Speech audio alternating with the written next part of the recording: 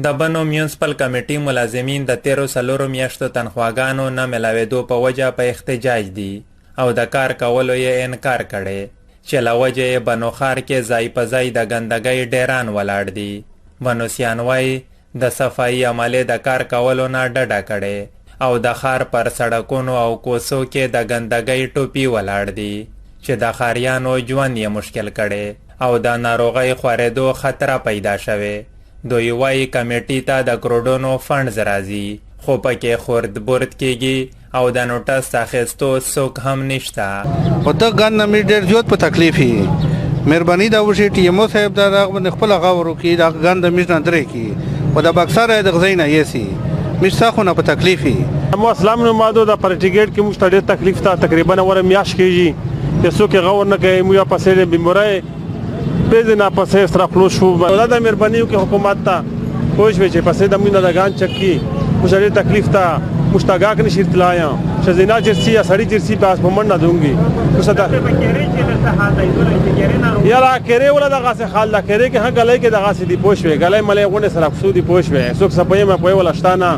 بالکل لکه حکومت چې وینه پوه شوې. محمد علي شاهد کاکی استدین کوي او دا باندې شجید په ګنګي د حال د چې زوی په زوی په چلا په غلی شه د خدای ګاندي نه روزي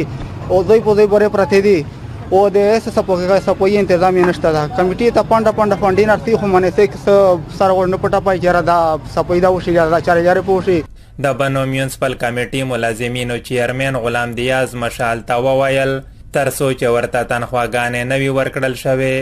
هیڅ کار به نه وکړي او په بایکاټ دي. او دا د 4 میاشتې نه د میر د ملازمینو تنخواګانې نشته دي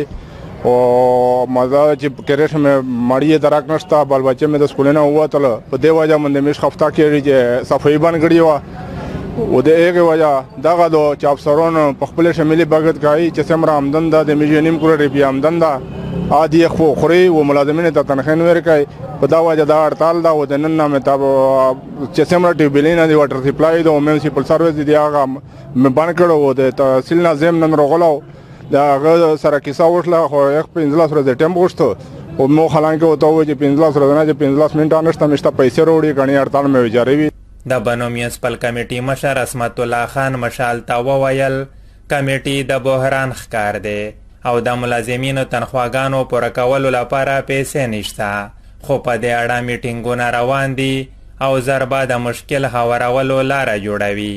بنو ښار اوسېدونکي وایي چې د دوی قامي او صوبایي اسمبلۍ غړي د ترقیاتي کارونو په فنډز یو بل سره په جنجال شوي او مشکل عام ولس ته جوړ شوی.